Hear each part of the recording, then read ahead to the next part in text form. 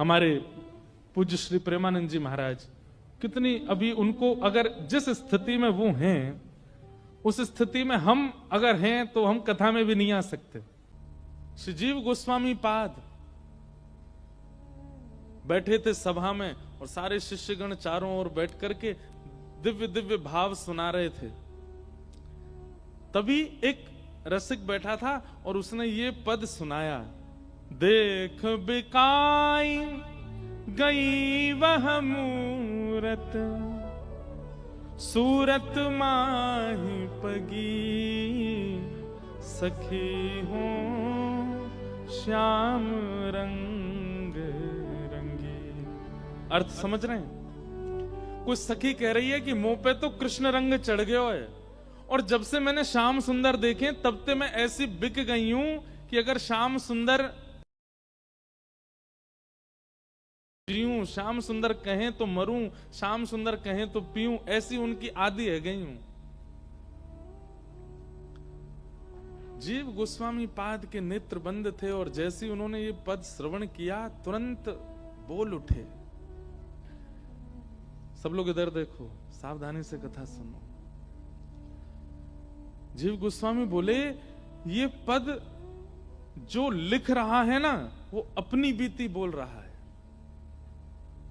ये किसी पूर्व द्वापर की सखी का भाव किसी ने नहीं लिखा है। ये जिसने भी पद लिखा है वो अपनी आप बीती बता रहा है। शब्द में क्षमता है ये बात बताने की, ये बात प्रस्तुत करने की कि वो इस स्थिति में है। कितनी बड़ी बात। एक बात हम आपसे निवेदन करें बंधुओं, किसी की वाणी सुनकर के, किसी का भाव सुनकर के, किसी की कथा सुनकर के, किसी का प्रवचन सुनकर के ठाकुर जी चित्त में प्रकट होने लग जाते हैं। अपने मान यश आदि आदि जो भी विकार हैं वो धीरे धीरे नष्ट होने की इच्छा प्रकट होने लगती है। और सबसे बड़ी बात, अपनी गलतियां अनुभव करके उनको सुधारने की इच्छा प्रकट होने लग जाती है। समझ जाना कि वो व्यक्ति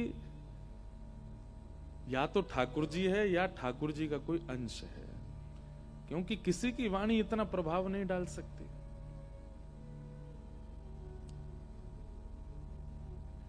लाख लोग कहते रहते हैं पर आप पर असर नहीं होता, लेकिन एक व्यक्ति का कुछ भाव कह दिया जाता है, आप तुरंत छोड़ने पर राजी हो जाते हैं, अपने विकारों को बदलने पर राजी हो जाते हैं, अपने स्वभाव को। समझ जाइएगा कि ठाकुर जी का कोई जीव अंश है। अंश तो सब है पर ये विशेष अंश है, या ठाकुर जी ही हैं। पकड़ लो चरण। इतने पद गाए गए जीव गोस्वामी जी के सामने, लेकिन ये पद सुनकर के वे बोले, ये पद जिन्होंने लिखा है वो किसी सखी का या किसी गोपी की स्थिति नहीं बता रहे हैं, ये अपनी ही स्थिति गा रहे हैं। इनके शब्दों से पता चल रहा है कि इन्होंने श्याम सुंदर के प्रेम में स्वयं को सराबोर कर दिया है। ये पूर्ण रूपेण उस स्थिति में आ चुके हैं। कौन है इनका पता करो। तो पद के अंतिम पंक्ति में पद रचयिता का नाम होता है। उससे जो रसिक बैठे थे उनसे कहा, अंतिम पंक्ति पढ़ो, किसका पद है ये? तब वे गा रहे हैं, कैसे के कही जात गदाधर, कैसे के कही जात गदाधर, गूंगे को गुड़ स्वाद, गूंगे को गुड़ स्वाद। श्री गदाधर भट्ट जी का ये पद है। और वे क्या कह रहे हैं कि इस प्रेम रस को मैं कैसे बताऊं? बोले क्योंकि गूंगा गुड़ तो खा लेगा लेकिन गुड़ के स्वाद को नहीं बता सकता। गुड़ के स्वाद को चखने वाला गूंगा गुड़ के स्वाद को नहीं बता सकता। जैसे ही गदाधर नाम सुना, श्रीजीव गोस्वामी पाद कहते हैं, ढूंढो, पूछो, और लेकर के आओ इनको। कौन है ये? इनको अभी मेरे सन्मुख प्रस्तुत कराओ। ये सामान्य नहीं है, ये अनन्य रसिक स्थिति में आ चुके हैं। सब जो सेवक बैठे थे ना, वे सब सोच रहे थे इतने अच्छे अच्छे पद सुनाए हमने सूरदास जी के, आदि आदि सबके भाव सुनकर के इनके नेत्र सजल होते हैं, परंतु पहली बार सुना किसी का पद सुनकर के, एक पंक्ति सुनकर के इतने व्याकुल हो गए कि उसको बुलाओ। ये होती है रसिकों की कृपा। अब ये वृंदावन कृपा करना चाहता है किसी पर, और वृंदावन जब कृपा करना चाहता है ना किसी पर, तो ठाकुर जी राधा रमण जी नहीं बुलाएंगे, राधा वल्लभ जी नहीं बुलाएंगे, बिहारी जी नहीं बुलाएंगे, वृंदावन का कोई रसिक ही आपको बुलाएगा। तब समझो वृंदावन कृपा कर रहा है।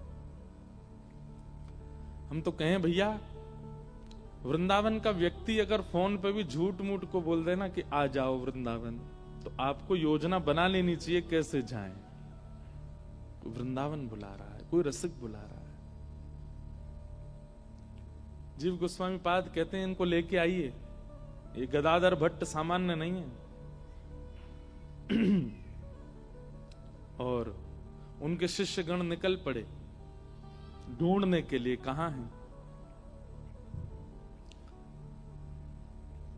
तो जिस स्थान पर वो रहते थे वहां पहुंच गए। तो गदाधर भट्ट जी एक कुआं से जल निकाल रहे थे स्नान आदि के लिए। इतने में ही जीव गोस्वामी पाद के शिष्यगण गए और जाकर के उनसे बोले, भैया हम लोग सब वृंदावन से आए हैं। जैसे ही सुना, इससे ऊपर कुछ कहा नहीं, केवल इतना कहा हम वृंदावन से आए हैं। ये बात सुनते ही मूर्छित हो गए। सोचिए कैसी प्रेम की अवस्था कि जिस वृंदावन का नित्य चिंतन करते वहां से कोई आया है और भोर में आकर के केवल इतना बोल रहा है कि हम वृंदावन से आए। ये सुन मात्र से वो बेहोश होकर गिर पड़े कि वृंदावन से आए हैं। मुझे आज वृंदावन वासियों का दर्शन हो गया। सुबह सुबह मेरे सामने आज वृंदावन को भजने वाले मेरे सामने खड़े हैं। ऐसी स्थिति हो गई उनकी। और वो बेचारे जो शिष्यगण आए थे वो तो घबरा गए। हमने तो ना कुछ कहा ना कुछ बोला, केवल इतना कहा कि हम वृंदावन से आए। ये तो मूर्छित हो गए। गांव के 2-4 लोग और आए, सबने आकर के कहा, बोले भैया क्या हुआ? बोले हम लोग वृंदावन से आए हैं और हमने ये कुआं से जल निकाल रहे थे, इनसे केवल इतना पूछा कि हम वृंदावन से आए। पूछना तो हम बहुत कुछ चाहते थे पर उससे पहले मूर्छित हो गए। बोले आप लोग क्यों आए हैं? बोले कोई गदाधर भट्ट करके रहते हैं आपके गांव में, उनको वृंदावन के जीव गोस्वामी पाद ने निमंत्रित किया है, बुलाया है, उनको लेने आए। तब गांव के लोग बोले वो ये जो मूर्छित पड़े यही तो हैं गदाधर भट्ट। तब शिष्य समझ गए। बोले जीव गोस्वामी जी एक शब्द सुनकर के इतने विचलित हो गए कि इनको लेकर के आओ, किसने लिखा ये पद, इनको बुला करके लाओ। स्थिति स्पष्ट है। वृंदावन से आए व्यक्ति को देख करके इतने प्रेम में निमग्न हो गए। ये वृंदावन पहुंच जाएंगे अगर जीव गोस्वामी के दर्शन कर लिए या किसी अन्य रसिक के दर्शन कर लिए, इनकी स्थिति क्या होगी? वृंदावन से कोई गांव में आया, उसी से इतने व्याकुल हो गए। सोचिए आप, हम इस प्रेम की स्थिति के आसपास भी हैं।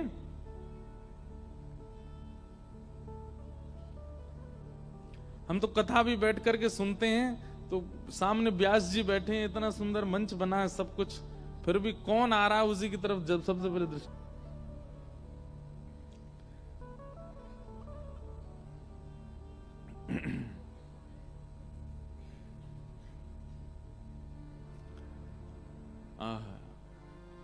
सबने उन पे जल छिड़काव किया मुख पर, और जल का छिड़काव करके जब होश आया तब उन्होंने तुरंत कहा, बोले आप लोग वृंदावन से आए हैं? बोले जी। बोले मैं आपके चरण स्पर्श कर लूं? बोले आप ऐसा मत करो, आपकी स्थिति इतनी ऊंची है। हमारे गुरुदेव श्री जीव गोस्वामी पाद, आपका एक रचित पद हमने एक पंक्ति सुनाई, वो सुनते ही इतने व्याकुल हो गए। बोले अभी इनको लेकर के आओ। आपको वृंदावन बुलाया। जन कितनी बार मूर्छित हो गए इस बात को सुनकर के। एक तो वृंदावन के जनों का दर्शन हो गया, दूसरा वृंदावन में व्यवस्थित इतनी उच्च कोटि के रसिक मुझे बुला रहे हैं वृंदावन।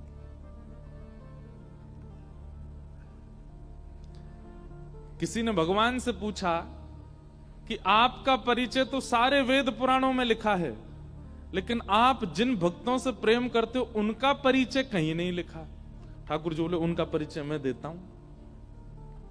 और स्वयं श्री कृष्ण अपने भक्तों का परिचय दे रहे हैं कि वाग्गदगदा द्रवते यस्य चित्तम रुदत्य भिक्षणम हसति क्वचिच्च विलज्ज उद्गायत नृत्यते च मद्भक्ति युक्तो भुवनम पुनातु। इनमें से एक गुण भी अगर आपके अंदर हो तो मानिएगा कि हाँ हम कुछ हैं। भगवान कहते हैं मेरे भक्तों के लक्षण क्या? बोले वाग गदगदा द्रवते यस्य चित्तम, मेरा स्मरण होते ही, मेरी कथा सुनते ही जिसकी वाणी गदगद हो जाती हो, जिसका चित्त आनंद से परिपूर्ण हो जाता हो। गदगद हृदय कैसा होता है पता है? व्यक्ति जब बहुत गदगद होता है, बहुत आनंद में होता है, बोलना कुछ चाहता है, निकलता कुछ है, वो करना कुछ चाहता है, होता कुछ है। इसको कहते हैं गदगद हृदय। पर हम जो चाहते हैं वो हमसे हो जाता है, इसलिए हम गदगद नहीं है। गदगद हृदय कैसा होता है? चरण रखोगे कहीं, जाएगा कहीं, करेंगे कुछ, होगा कुछ, चाहते तुम्हें हंसना पर निकलेंगे आंसू। इसको कहते हैं गदगद हृदय। ये कब होते हैं हम? जब होते हैं जब हमारे घर के बालक घोड़ी पे बैठ गए, आहा दुल्हा बन गए, गदगद हो जाते हैं। गदगद हृदय में क्या होता है? भूख नहीं लगती, प्यास नहीं लगती, नींद नहीं आती, थकान नहीं होती, शरीर में एक विचित्र सी ऊर्जा आ जाती है। हमारे लिए वृंदावन के प्रति कभी नहीं होता। ये सब तो व्यवहार में हमारे संग खूब होता है। ठाकुर जी कहते हैं मेरी कथा सुनते ही उसका चित्त गदगद हो जाता हो। वाग गदगदा, वाणी गदगद हो जाती हो, चित्त गदगद हो जाता हो। और दूसरा क्या कहते हैं? द्रवते यस्य चित्तम, एक क्षण के लिए गदगद हुआ और दूसरे क्षण में ही अत्यंत विरह उसके चित्त में आ गया। क्यों? कि अभी ये तो मैं कथा सुन रहा हूं, ये तो विश्राम हो जाएगी 2-4 दिन में, फिर मैं कैसे रहूंगा? इस अवस्था का विचार करके वो व्याकुल हो जाए। वाग गदगदा द्रवते यस्य चित्तम।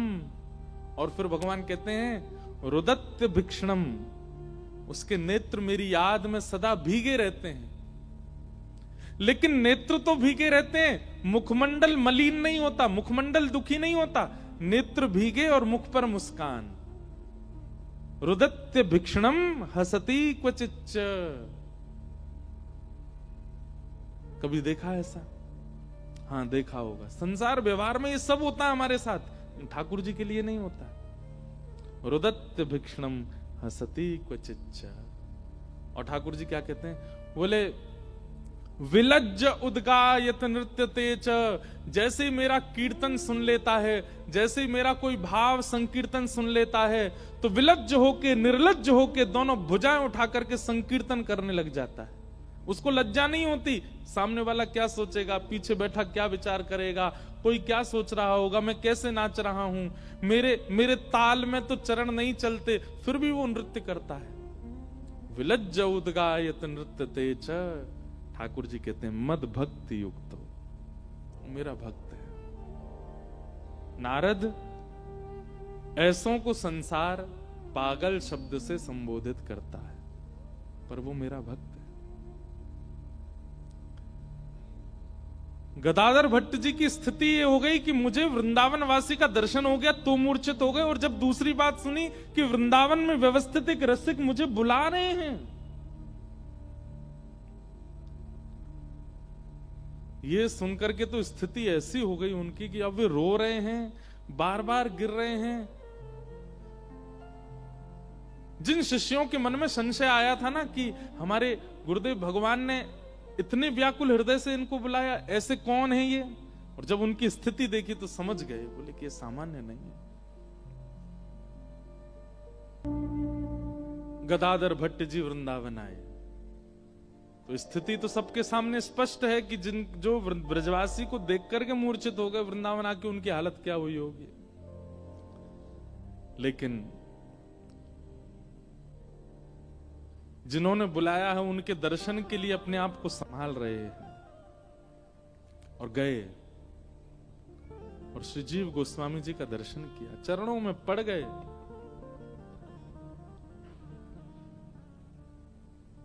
प्रयास तो बहुत समय से कर रहा था मैं वृंदावन आने के लिए, लेकिन सामर्थ्य नहीं मिल रही थी। आपने ब्रज में बैठ करके मुझे याद किया तो ठाकुर जी ने प्रयास किया कि मैं वृंदावन आऊं। बंधु, ये असली वृंदावन जाना होता है कि कोई ब्रज में बैठ के वहां ब्रज में रहने वाला, ब्रज में भजने वाला, ब्रज में जन्म लेने वाला, वो याद करके आपको बुला ले वृंदावन। हम आपसे स्पष्ट कह रहे हैं, हमसे भी जो संपर्क में है वो लोग भी, या किसी से भी ब्रजवासी से संपर्क में, ब्रजवासी अगर कह देना वृंदावन आ जाओ, तो उसकी वाणी में यही सोचना कि श्री किशोरी जी बुला रही हैं, चाहे 100 काम छोड़ के जाने पड़े, भागो वृंदावन पहुंचो, उसने बुलाया। हम एक बात, हमारा एक नियम स्पष्ट है, हम जिसको बुलाते हैं वृंदावन, कोई हो संपर्क में, उसको भाई वृंदावन आओ, हमारे लाल जी का उत्सव है। और तो किसी काम के लिए हम कभी नहीं बुलाते, उत्सव के लिए ही बुलाते हैं। सामने वाला व्यक्ति एक बार भी अगर आनाकानी करता, हाँ देखते हैं, सो वो नंबर ब्लॉक हो जाता, फिर दोबारा नहीं बोलते उसको। एक बार में नहीं आया तो भैया बार बार नहीं बोलना। इसलिए ब्रजवासी कभी बुलावे तो उस पर विचार मत कीजिए। आपको करोड़ों का काम हो रहा हो, दौड़ पड़ो, होके आओ। भले ही गए और मिले, तुरंत आ गए, दर्शन भी नहीं किए, तो भी वृंदावन प्रवेश करके तो आओ।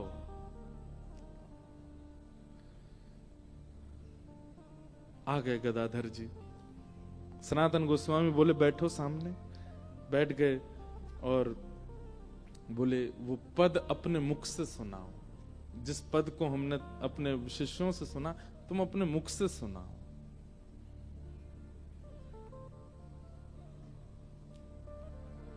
और तब श्री गदाधर जी ने सामने वो पद गाया, सखी हूं श्याम रंग रंगी,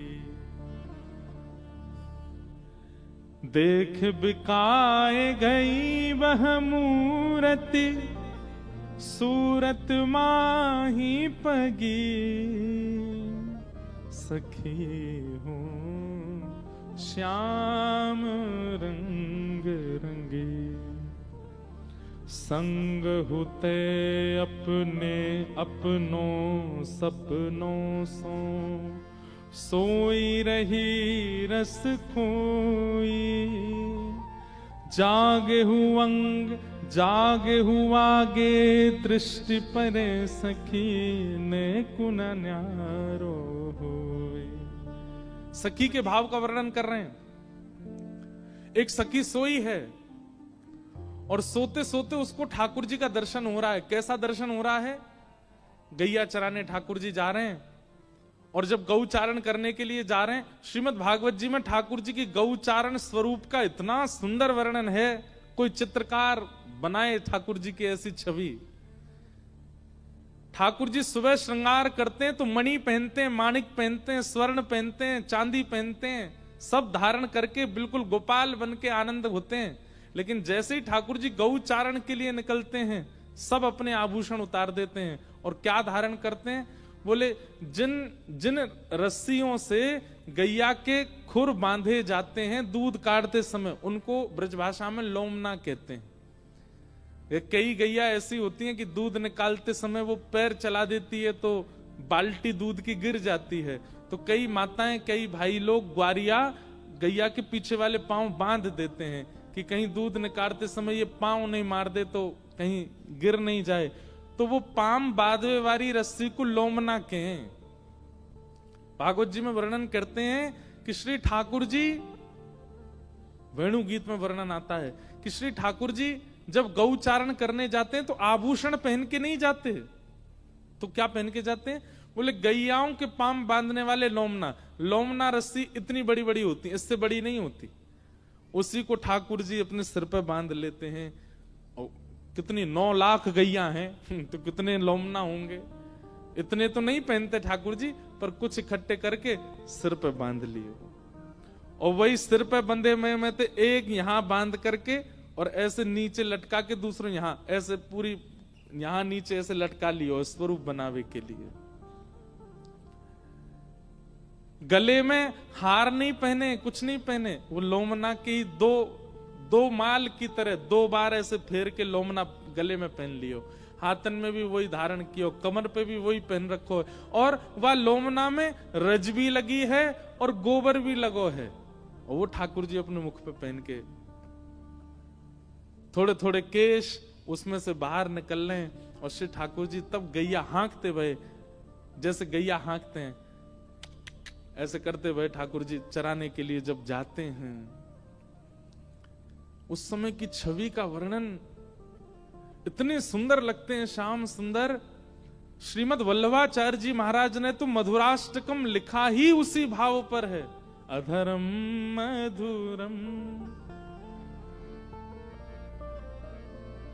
वदनम मधुरम मधुराधिपतेरखिलम हसितम मधुरम चलितम मधुरम वमितम मधुरम समितम मधुरम मधुराधिपते अखिलम मधुराधिपते अखिलम। ऐसे लगते हैं श्याम सुंदर। गदाधर जी पद गा रहे हैं और कह रहे हैं कि उस सखी ने सोते सोते ठाकुर जी का एक स्वरूप देखा कि आगे गाय, पाछे गाय, इत गाय, उत गाय, लोमना सिर पे बांधे और गले में पहने और वही को फेंटा बांधे। और फिर ठाकुर जी पता क्या करते हैं, जब वन जाते हैं ना तो फिर वन में गैया तो चरती रहती हैं, तो ठाकुर जी क्या करते हैं, अब वो लोमना जो पहने उन लोमनाओं को सजाते हैं ठाकुर जी। जैसे एक लोमना ऐसे बांध के 2 बार घुमा दिया तो 2 पट्टी आ गई।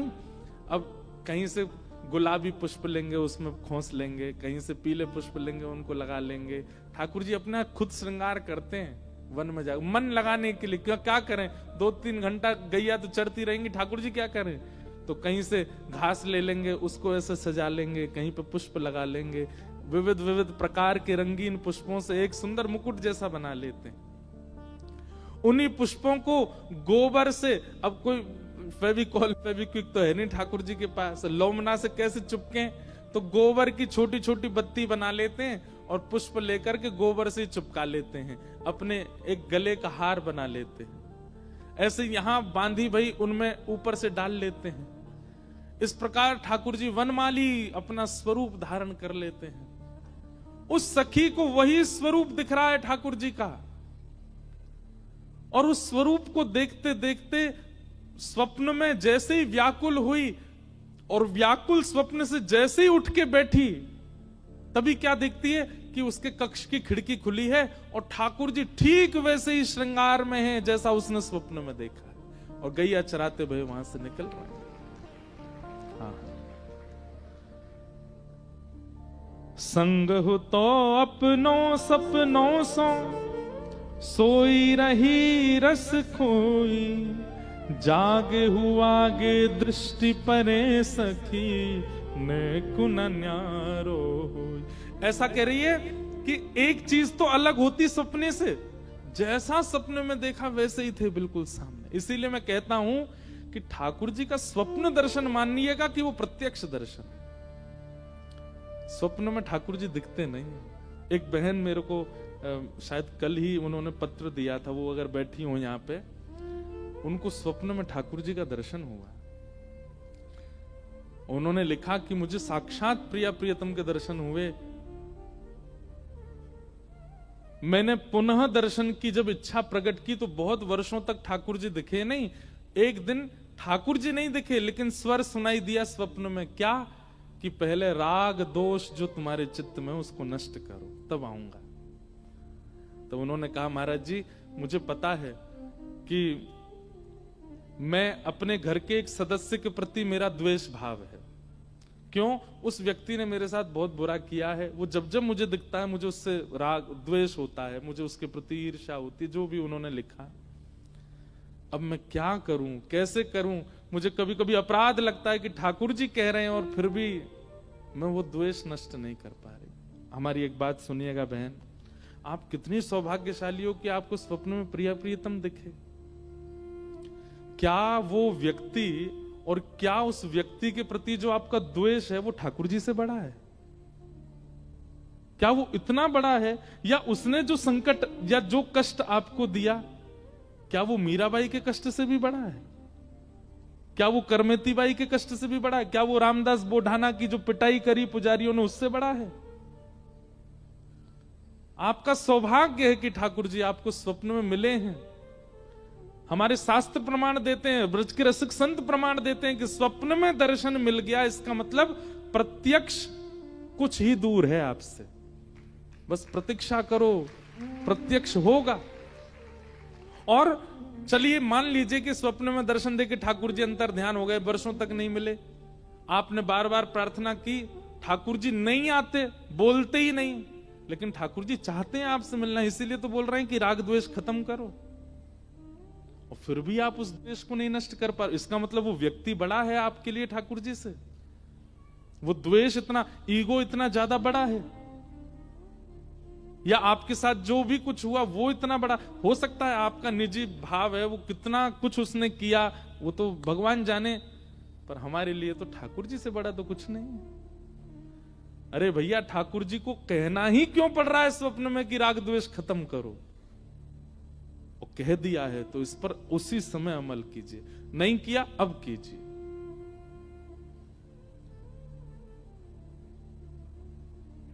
ये सौभाग्य की बात है कि ठाकुर जी दिख रहे हैं, नहीं तो भूत दिखते हैं लोगों को सपने में, प्रेत दिखते हैं लोगों को सपने में, वासनाएं दिखती हैं लोगों को सपने में, दुर्विचार दिखते हैं, दुर्व्यवहार दिखते हैं, ठाकुर जी नहीं दिखते। इसलिए मैं कहता हूं, स्वप्न में यदि अनुभव हुआ है तो उठ करके अपनी कमर थपथपाइएगा, बोले बेटा अब तो दूर नहीं है प्रत्यक्ष से, स्वप्न में दिख गए। बस किसी को बोलिएगा नहीं, जाके बताइएगा नहीं, ढिंडोरा मत पीटिएगा, गुरुजनों से कह सकते हो।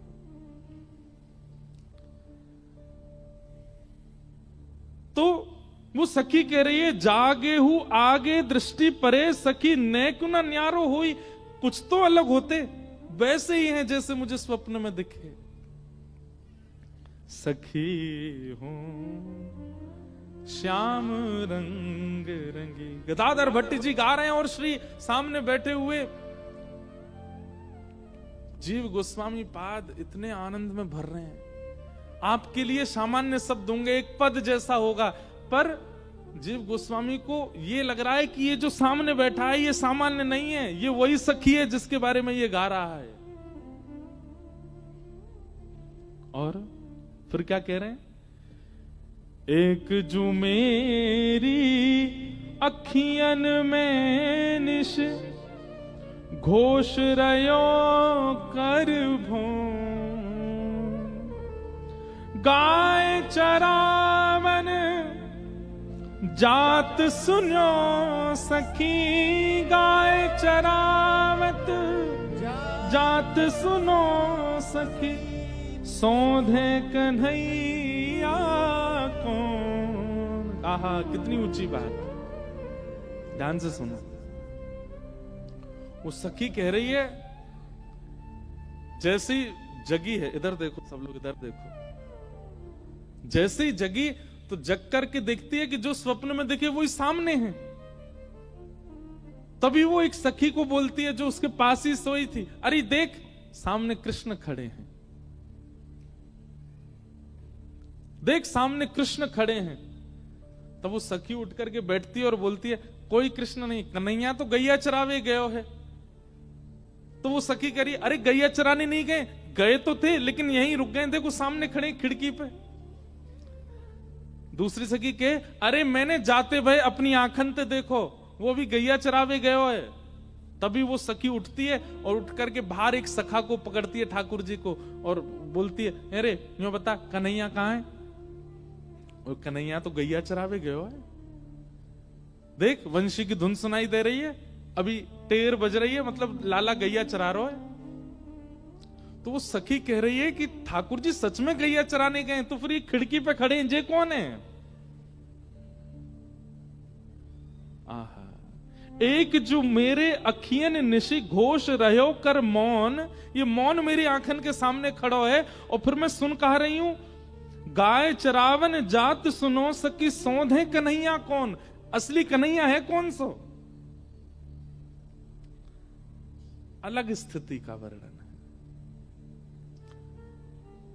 कासो कहो कौन पतियावे, कासो कहो कौन पतियावे, कौन करे बकवाद, कौन करे बकवाद। सब जगह जाके पूछती है, अपनी बात पर प्रमाण ले रही है कि कन्हैया कहाँ है। सब कह रहे हैं कि वो तो गैया चरावे गए हो, और वो सबको लग कहती मेरी खिड़की पे खड़ो है। सब उसको पागल कहते हैं, हंस जाते हैं वहां से, अरे तू ऐसी है, 24 घंटा वही को चिंतन करे, या हमारे तो वही सब जगह दिखाई देवे। लेकिन वो जाकर के जब स्पर्श करती है तो उसको स्पर्श भी होते हैं, ठाकुर जी हंस भी जाते हैं। वो गाल पकड़ती है, ठाकुर जी का स्पर्श हो जाता है, और सब कह रहे हैं कि ठाकुर जी तो है नहीं, वो तो गैया चरावे गए। कैसे के कही जात गदाधर, कैसे के कही जात गदाधर, गूंगे को गुड़ स्वाद, गूंगे को गुड़ स्वाद। यही होता है, कृष्ण मिल जाएंगे तो ऐसे हो जाओगे, गुड़ तो खा रहे हो पर गूंगे हो जाओगे, बता नहीं पाओगे किसी को। बताने जाओगे या कहेंगे पागल है वो, बावड़ो है वो भैया। और पूरे ब्रज ने उस सखी को बावड़ा घोषित कर दिया, पागल घोषित कर दिया, ये तो बावड़ी है। सब सखियां नंद भवन जाती हैं कृष्ण का दर्शन करने, और उससे कहती हैं तू भी चल। वो कहती मैं क्या जाऊं, मेरी तो खिड़की पे बैठो है, तू तो बावड़ी है। अरे नंद नंदन वहां डोल रहे हैं नंद भवन में, अरे तुम्हारे काज डोलने, मेरे काज तो ये बैठे। कोई सखी कहती है अरे चल यमुना तट पर रास बिहार है रो है, हम भी चलें। अरे तू जा रास कर ले, अभी अभी भोजन पाके कन्हैया तो मेरे बिस्तर पे सोयो है। कहाँ है? जे सो रो। सब कहें तू तो बावड़ी है, वहां रास चल लो, तू यहीं बैठी है। ऐसी स्थिति एक गोपी का वर्णन कर रहे थे श्री गदाधर जी। जीव गोस्वामी बोले ये कैसे संभव हो सकता है?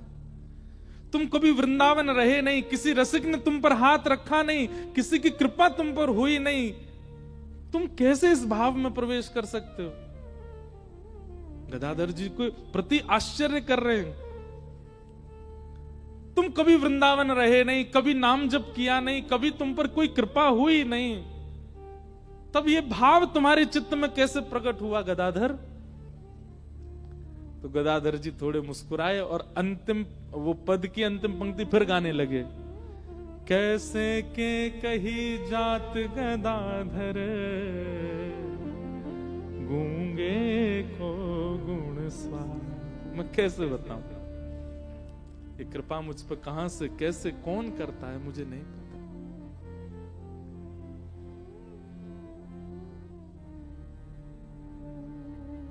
समझ गए जीव गोस्वामी।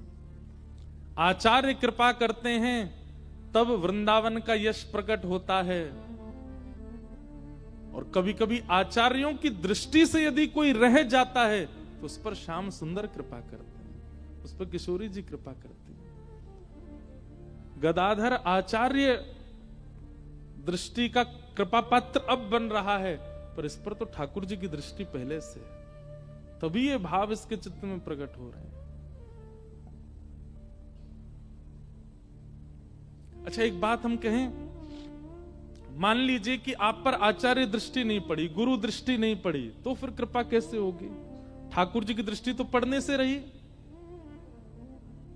हमारी एक बात को लिख लीजिएगा, ठाकुर जी की दृष्टि एक पे पड़ती है, जिस और कुछ नहीं देखते ठाकुर जी, बस एक गुण देखते हैं, दैन्यता। जितनी दैन्यता, जितनी सरलता, जितनी सहजता, जितना भोलापन, जितना सीधापन आपके अंदर है, उतनी जल्दी दृष्टि ठाकुर जी की आप पे। जितने चतुर, जितने व्याकुल, जितने विचलित हम हैं, उतने ठाकुर जी से दूर हैं। इस कथाओं से, सत्संगों से बंधुओं एक चीज का निर्माण करो। आप भजन करते हो, साधन करते हो, नाम जप करते हो, कथा सुनते हो, परिक्रमा करते हो, इन सबसे संसार ना मांग करके एक बार किशोरी जी से कहो कि हे किशोरी जी, किशोरी मोहे अपनों ही कर लीजिए, किशोरी मोहे अपनों ही कर। और या फिर अपना करने के लिए अपनों सो कर दीजिए, किशोरी मोहे अपनों सो मतलब हमारे ब्रज में गाते हैं, किशोरी जी कहते हैं, सहज स्वभाव पर नवल किशोरी जो को, सहज स्वभाव पर नवल किशोरी जो को, सहज स्वभाव पर नवल किशोरी जो को, सहज स्वभाव पर नवल किशोरी जो को, मृदुता दयालुता कृपालुता की राशि है, मृदुता दयालुता कृपालुता की राशि। एक एक शब्द सुनिएगा, ये हमारे श्री राधा वल्लभ संप्रदाय के श्री हित ध्रुवदास जी का पद है। किशोरी जी का स्वभाव बता रहे हैं, सहज स्वभाव पड़ो नवल किशोरी जो को, सहज स्वभाव पड़ो नवल किशोरी जो को, मृदुता दयालुता कृपालुता की राशि है, मृदुता दयालुता कृपालुता और न कहूँ न रिस कहूँ, भूले हूँ न होत सखी, न कहूँ न रिस कहूँ, भूल हूँ न होए सखी। रिस मतलब गुस्सा। इतना भी गुस्सा नहीं आता किशोरी जी को, कभी नहीं आता, भूल से भी नहीं आता। न कहूँ, एक जगह कहीं कथा हो रही थी तो एक भाव मन में आया कि सखियां क्या कहती हैं किशोरी जी से, किशोरी जी श्याम सुंदर आपते डरे, ये तो बहुत दूर की बात है, आप जब चले ना तो जैसे कोई व्यक्ति चले तो चेंटी भागती है इधर उधर, कहीं हम पे पाम नहीं धर दे। तो जब किशोरी जी चलती ना, चेंटी भी सोचती है हम तो मर जाएं इनके चरणन के नीचे आके, भगती नहीं है, वो डरती नहीं है किशोरी जी से। ऐसी हमारी श्यामा जी है, किशोरी जी खुद संभल के चलती हैं। क्यों? वो चेंटा चेंटी जैसे छोटे छोटे जीव जिनके पास बुद्धि नहीं है, हृदय नहीं है, उनमें भी हृदय प्रकट हो जाता है किशोरी जी को देख करके। अरे मरनो तो एक दिन कोई के पाम के नीचे आके है ही है, इन्हीं के पाम के नीचे आ जाए, भागती नहीं है। इसलिए ललता विशाखा आगे झाड़ू लगाती चलती हैं कि कोई जीव हो तो कोने है जाए। क्यों? किशोरी जी जब चलती हैं तो जीव रास्ता भागता ही नहीं है, सामने खड़ा रहता है कि हम पे पाम धर दें। ऐसी हमारी किशोरी जी। हाँ न कहूँ न रिस कहीं, भोले हूँ न होत सखी, न कहूँ न रिस कहूँ। कैसे रहती हैं? रहत प्रसन्न सदा हिय मुन सदा हे ऐसी सुकुमारी प्यारी लालजू के प्राण प्यारी, ऐसी सुकुमारी प्यारी लालजू की प्राण प्यारी, ऐसी सुकुमारी प्यारे लालजू की प्राण प्यारी।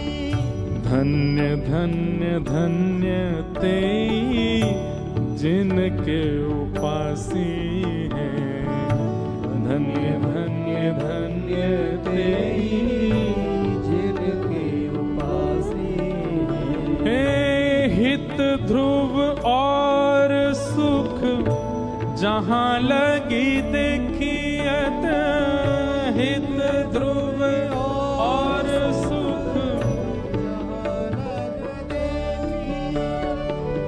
सुनियत जहाँ लगी सब दुख पासी है, सुनियत जहाँ लगी सब दुख पासी है। सहज स्वभाव पर नवल किशोरी जो को, सहज स्वभाव पर नवल किशोरी जो को, मृदुता दयालुता कृपालुता की राशि, मृदुता दयालुता कृपालुता की राशि है। ऐसे हमारी किशोरी जी, ऐसे बन जाओ तब ठाकुर जी की, तब बिना आचार्य की कृपा हो जाएगी। आचार्य क्या करते हैं? आचार्य कृपा करेंगे, दीक्षा प्रदान करेंगे, दिशा प्रदान करेंगे और फिर योग्य बनाएंगे कि ठाकुर जी की दृष्टि पड़े। लेकिन अगर कोई पहले से ही इतना सरल सहज और मृदुभाषी हो जाए तो आचार्य एक नियम क्या है, आचार्य के पास जाओ तो आचार्य पकड़ के ठाकुर जी के सन्मुख रखेंगे। लेकिन आप पहले ही सहज हो गए, सरल हो गए, निर्मल हो गए तो ठाकुर जी पहले ही मिल जाएंगे और ठाकुर जी पकड़ के फिर आचार्य के पास ले जाएंगे, ये तुम्हारे आचार्य हैं, इनसे मिलो। और आज गदाधर जी के साथ वही हुआ। गदाधर जी इतने उनको आचार्य ने खुद बुलाया है और वृंदावन आकर के श्री जीव गोस्वामी का दर्शन हुआ। जीव गोस्वामी बोले तुम सामान्य नहीं हो, तुम्हारे भाव बताते हैं कि तुम सामान्य नहीं हो, तुम